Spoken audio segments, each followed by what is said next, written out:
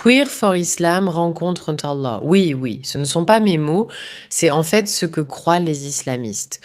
Ils sont là dehors à se moquer et à faire honte à tous ceux qui pensent que le fait d'être queer est une bonne chose. Oui, il s'agit bien de ceux qui défendent les revendications islamiques, autrement dit les idiots utiles. Honnêtement, c'est triste, mais ce contenu me divertit désormais. Je pense que c'est pareil pour vous. Bienvenue sur The Pushback, je suis votre Meiraka. Abonnez-vous. Aimez la vidéo, faites le nécessaire car nous résistons. Assez de cette folie, vous voyez de quoi je parle. Voyons. Ceci est Comic-Con, j'espère que cela vous fera rire. Il semble y avoir des tensions dans le camp. Les deux camps semblent mécontents l'un de l'autre. De quels deux camps est-ce que je parle? Je parle du camp islamique et du camp LGBTQ+. Ils se sont un peu fâchés, donc vous avez peut-être vu Une dispute? Non. Je ne vois pas pourquoi. Mais ils sont des alliés si évidents. qu'il y a une étrange alliance qui se forme dans ce pays. Des politiciens islamiques indépendants et des organismes islamiques, comme le vote musulman par exemple, ont formé une alliance avec le Parti vert et avec les gauchistes radicaux. Souvent, lors de nombreuses marches et manifestations dans ce pays, vous verrez des pancartes portant des messages comme Queers for Palestine, Gays for Palestine, LGBTQ et l'islam, etc. Et ceux d'entre nous qui n'appartiennent à aucun de ces groupes se grattent toujours un peu le menton et se demandent mais comment ça fonctionne? Que se passe-t-il là-bas? Ça n'a pas de sens. Eh bien, cela semble maintenant s'effriter un peu. Il y a un groupe appelé Five Pillars Group, les 5 piliers de l'islam. Ils sont comme un groupe de pression, un groupe médiatique, un groupe organisationnel au sein de l'islam, dans ce pays, et ils ont publié un document expliquant comment aborder la semaine de la fierté LGBTQ, le mois de la fierté au Royaume-Uni. Comment s'y retrouver pendant la semaine LGBTQ? Enfin non, ce n'est pas vrai. Ce n'est pas comme ça que ça s'appelle, peu importe. Le mois de la fierté au Royaume-Uni, car cela choque tant leur sensibilité, n'est-ce pas? Et ces gens-là existent encore. Abordons le sujet tabou. Le traitement des personnes LGBTQ dans les pays islamiques. C'est un sujet souvent évité pour ne pas heurter les sensibilités culturelles. Mais si vous voulez avoir une conversation honnête, il faut en parler. Dans de nombreux pays islamiques, l'homosexualité est considérée comme un péché et un crime. Les lois s'appuient sur la charia et les sanctions sont parfois sévères. Dans des pays comme l'Iran, l'Arabie saoudite et le Yémen, les actes homosexuels sont passibles d'une condamnation à mort. En fait, regardez cette carte où les personnes LGBTQ risquent la peine capitale. Maintenant, observez. Je veux dire, ça fait beaucoup de pays. Ce qu'ils ont tous en commun, c'est que dans d'autres pays comme l'Égypte et la Malaisie, les personnes LGBTQ risquent l'emprisonnement, des amendes et des flagellations publiques. Les gens sont arrêtés, jugés et punis régulièrement. La peur est bien réelle et les conséquences sont graves. Tu vois, je ne trouve pas ça drôle. Je trouve ça plutôt pathétique et triste parce qu'il y a littéralement un groupe, pas LGBTQ, mais un groupe islamiste appelé Five Pillars qui publie des déclarations pour t'expliquer comment survivre au mois des fiertés. Il y a des pays islamistes qui exécutent des personnes islamistes, n'est-ce pas? Et puis, tu ces parfaits idiots qui publient du contenu comme ça.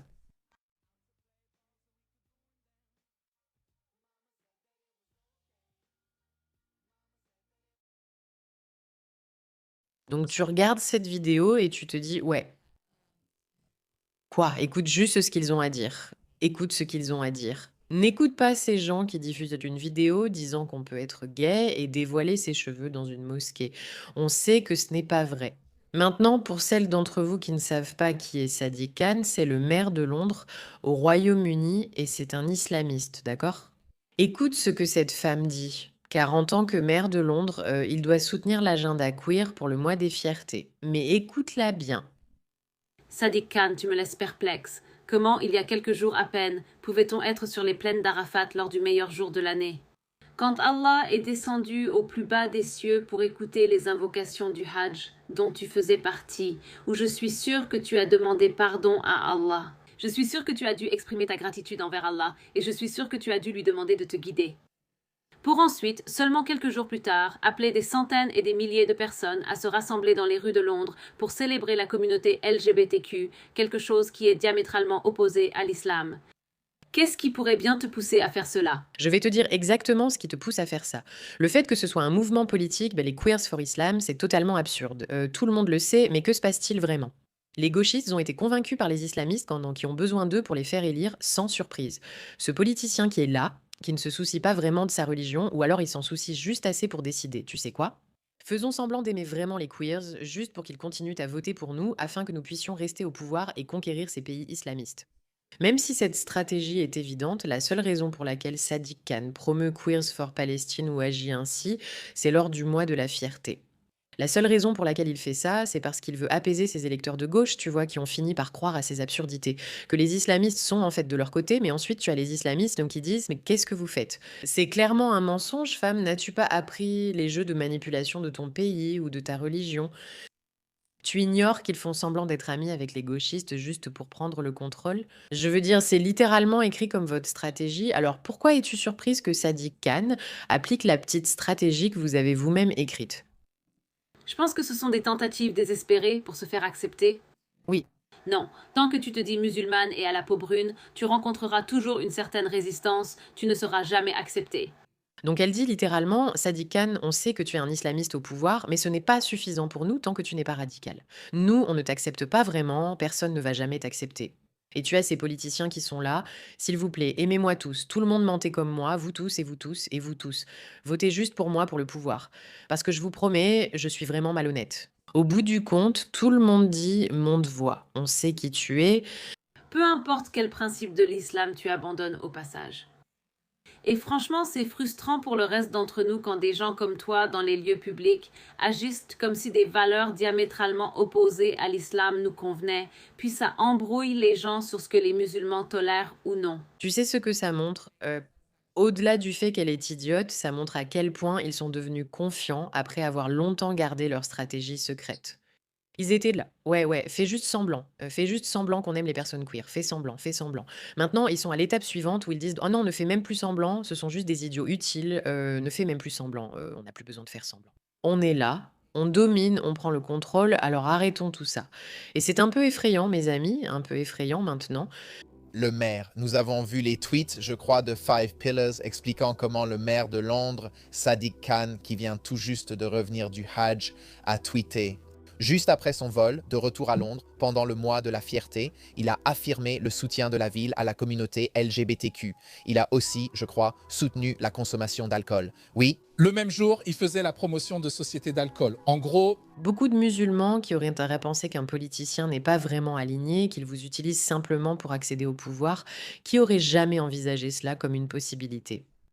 peut-être plutôt des musulmans laïcs de gauche, pas forcément pratiquants. Il disait, il n'est pas le maire de Kaboul, mais celui de Londres. Il doit représenter toutes les communautés. Je suis d'accord, si vous êtes élu maire de Londres, vous devez représenter toutes les communautés. C'est pourquoi j'ai toujours été opposé à ce que des musulmans pratiquants occupent de hautes fonctions politiques ici, car je pense que cela n'est pas compatible avec votre iman. C'est sans doute le musulman le plus influent et en vue du pays, vous voyez ? Il a de l'influence sur la vie de 10 millions de musulmans à Londres. Et je pense qu'il déforme l'islam parce que beaucoup de non-musulmans vont voir ce qu'il fait. Le Hajj, 1 minute, LGBT, la minute suivante. Et tu n'arrives jamais à bien faire avec eux, tu n'y arrives jamais. À moins d'être une islamiste radicale, tu n'y arriveras jamais. Ils vont penser que c'est acceptable, que c'est accepté en islam. Et même beaucoup de non-musulmans qui ne connaissent pas vraiment leur propre religion vont penser la même chose. Donc il induit les gens en erreur sur ce qu'est l'islam. Voici la bonne nouvelle. Je ne vais pas vous tromper sur ce qu'est l'islam, je vais vous rappeler exactement ce que c'est. Petite mise en garde, vidéo dérangeante. Si vous n'aimez pas voir des gens attaqués pour ce qui touche à leur sexualité, cette vidéo n'est pas pour vous. Passez à la suite. Prends tout.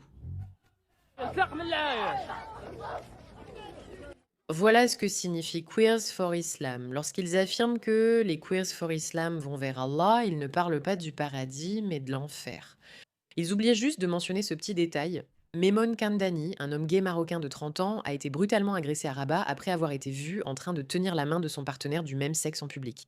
Au Maroc, les relations homosexuelles consenties sont illégales et lourdement punies. Cet homme est filmé en train d'être agressé car il est impossible d'y être queer. Pour l'islam, ça n'existe tout simplement pas. Il n'y croit pas, alors pourquoi Pourquoi est-ce que vous y croyez? Merci de votre attention à ce sujet et juste un rappel, la vérité triomphera. Et Dieu est grand et tout va bien se passer. Merci de votre attention à ce sujet.